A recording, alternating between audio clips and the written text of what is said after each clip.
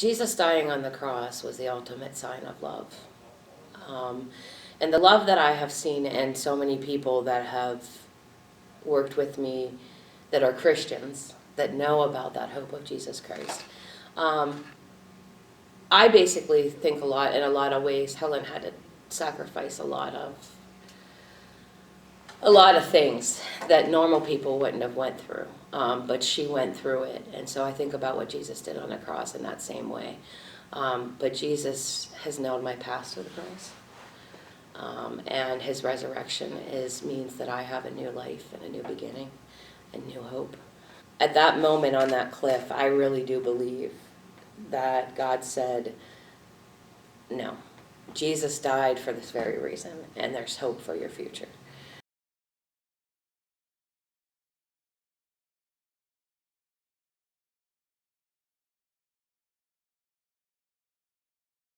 This is the story of Heidi Bracken.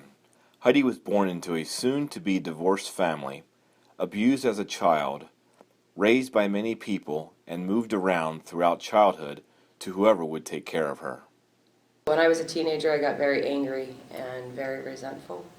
Ended up on drugs and alcohol and smoking cigarettes, and had been involved with promiscuous sex, and just wasn't a good child, and got into some legal problems, and was put on probation. Fortunately for Heidi, a few people came to her rescue. A new youth pastor, Dave Gooden, was hired at a Methodist church where her family was attending, and he quickly took Heidi under his wing. Some teachers in her school also reached out to help when they realized Heidi had begun cutting herself. I had a lot of people that showed me a better way. He spent a lot of time talking to me, spent a lot of time listening to my story, spent a lot of time talking to me about what God can do. I was completely an atheist, hated God, believed that God was a big ugly God with a big ugly stick in heaven waiting to beat you, that I could never be good enough for God. Following a fight in 7th grade that landed the other person in the hospital, the youth pastor decided to open his house to Heidi to avoid Heidi going to a juvenile detention center. Her grades quickly improved from D's and F's to A's and B's. The family offered to adopt Heidi, but she declined. I was doing very well and just excelling in a lot of things, and totally different home life, totally different personality, hanging out with different people, just different person. And then after I left their house, he asked me if he could adopt me. And at the end of my 7th grade year, and I said no. I thought that I better go home because I didn't want my biological mother to feel like she failed. And I didn't want to leave her and not know how she was going to be. It took less than a month for Heidi to fall back into her old habits of drugs, alcohol, and sex. That summer, he took me on a retreat with a youth group, and he shared his testimony around a campfire. And at that point, I accepted the Lord. And when I accepted the Lord that night, I threw all of my drugs, all of my alcohol into the fire. I still smoked cigarettes, and I was still involved with my boyfriend, but I never touched drugs or alcohol again after that. So at that point, my life began to take a turn for the better again. And at that point, because of God and because of the youth group and Dave, I could hold my life together. Heidi would eventually graduate from high school and was accepted into the Greater Works School of Ministry. She spent a few months there before meeting an older man who she fell in love with. Heidi would drop out of school and move in with him, but he became verbally and mentally abusive toward her, causing her to leave and move back home. She started a relationship with another man, and by 19 was pregnant and married. We moved to Florida, and when we got to Florida, Tracy became very, very abusive. Pushing me down the steps, tried to kill the baby several times by kicking me in the stomach. Just became very, very abusive. And so I put up with that, thinking I could save him because I was so desperate for a family and did not want to go back to a broken family and have my kids deal with what I dealt with. So I tried to save him, tried to help him, tried to keep my marriage going, and put up with a lot of abuse until my youngest daughter was 2 years old. After a second child and continued attempts to make the relationship work, Heidi moved to southwestern Pennsylvania. Her children learned of an after-school program at Derry Presbyterian Church in Redstone Presbytery, but Heidi would only drop them off there, never wanting to go inside. However, she would one day meet Helen Kester there. It just sort of happened, just sort of grew. There was something that I could see in her that she couldn't see in herself. And she had 3 little girls that were just beautiful but sort of out of control. And she was, you could just feel the hurt and see the pain. And she was working really hard to push people out, but you could see that wasn't really what she wanted. After the first week, Helen started standing at the door waiting for me. My middle daughter, Haley, was mentally disabled and had severe behavior issues. I asked her, I said, first of all, I said, you don't know? And she said, what do you mean? And I said, Haley's got severe behavior issues. And she said, no, she doesn't. She said, she's a perfect angel here and I love her. And she began to tell me how much she enjoyed Haley and what a pleasure Haley was and how sweet Haley was. And I think my eyes were probably lit up like the sun because she fell in love with my mentally handicapped daughter that everybody else rejected. So if you want to win a mother's heart, you tell her that her special needs kid is pretty special.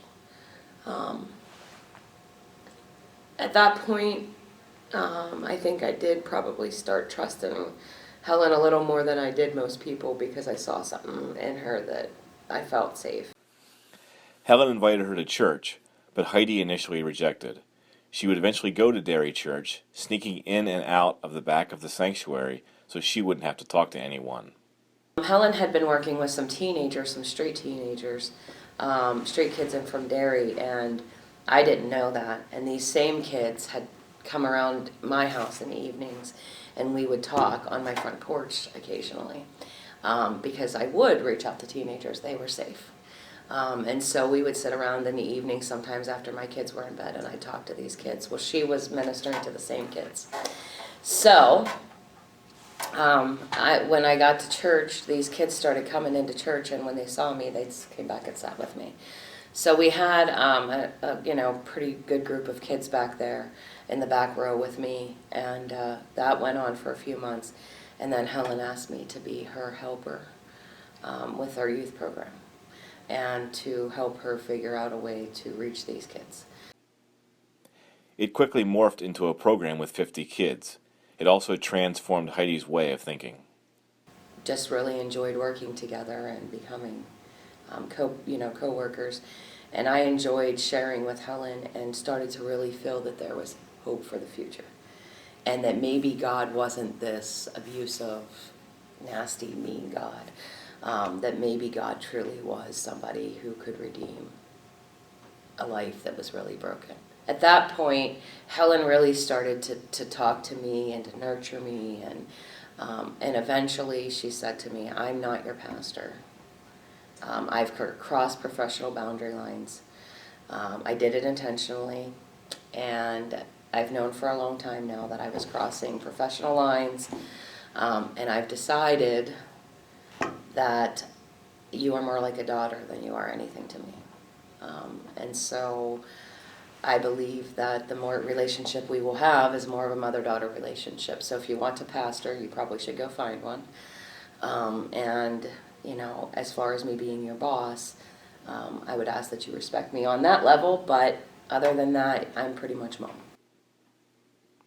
Despite the care, guidance, and nurture from Helen, Heidi's roller coaster journey continued with another down period. Flashbacks were a continual reminder of what Heidi's life had been. The struggle hit an all-time low one night. One night I just tucked my kids into bed. My oldest was 13. My youngest was 9. And I gave them a kiss on their forehead. And I knew in my head that was it. That was going to be the last time I was going to see them. So I gave them each a kiss and just prayed that God would take care of them. And in my heart, I said goodbye to them. Walked out of my house, got in my car, drove up to a place where I used to party all the time as a kid. crawled up the mountain and looked down to make sure that if I jumped, I was going to die. And at that point, jumped. Where I was standing, it was a 30-foot drop, and it was straight to the ground. There was nothing from where I was standing all the way to the ground. There was nothing there. But somehow I ended up landing over more to the right and landed on a ledge. Heidi was able to drag herself back to her car and she drove home. When she got there, she crawled out onto her front lawn and began screaming for help. Neighbors quickly came out of their houses and offered to call an ambulance, but Heidi refused to help. Heidi's right ankle was severely broken and immediate medical attention was needed. A call was made to Helen, who in the middle of the night knew exactly what the phone call was about. She had been woke up in the middle of the night whenever I jumped. She saw me jump in her sleep. And she woke up and screamed no. And so shortly after that, she got the call that I was laying out in the yard. And she knew exactly what had happened. She said she could tell me what time I jumped, what it looked like. I'd gone to bed and was sound asleep and sat up straight and had actually seen her jump. And so when I got a phone call, I wasn't at all surprised. Whenever Helen and I were talking in the hospital, we basically discussed the fact that I jumped. I really didn't want to live, and I had made sure I wasn't going to live. But being that I landed over to the right, I said to Helen, maybe an angel caught me and placed me into your arms. Helen was quick to take in Heidi and her family during the next several weeks as Heidi recuperated from the fall. The friendship between the two continued to grow stronger and quickly turned into something more like a mother-daughter relationship. To call her Helen was disrespectful, so from that point on, she was Mom. Helen helped Heidi develop into a young woman who could begin to put her past behind her. Heidi enrolled at Messiah College and would graduate with a degree in biblical and religious studies. During her final semester at Messiah, she was accepted into Lancaster Theological Seminary, where she is studying thanks in part to grants from Huntingdon Presbytery. The fact that she is on the road to ordination is exciting. My life is just taking a turn for the better. I have a mom who loves me, a family who claims me, and that love of a mother and the love of the presbytery and the church and everybody that's surrounding me right now has just changed the whole definition of my life. And God has just performed true miracles by sending those people into my life. And so I often just stop and think about, when I feel like there is no hope, I think about what God has done. And especially the moment that he caught me on the cliff, I mean, he had to have had a plan for my life. I really feel like there's a bright future ahead of me. I don't know what I'll do for the rest of my life. I don't know if I'll end up in a pulpit or if I'll end up with evangelism, doing ministry on the streets and helping people who have been abused. I don't know yet. I'm praying about whether God's calling me to actual pastoral ministry, where I commit into a church, or if God's going to call me into helping with abused women and juvenile teens. My kids often say to me that they don't really recognize who I'm becoming. So they don't know a mom who actually cries when something hurts, or talks to people about my hurt, or asks for advice or whatever, and interacting with people like I do now. And so my kids are very, very, very excited about my future. And the one thing that I would say is God has blessed me with children that have just been very loving and very supportive of me. Heidi is currently the student intern pastor at Highland Park Presbyterian Church and an authorized preacher in Huntingdon Presbytery. It's been a long road from where she has been.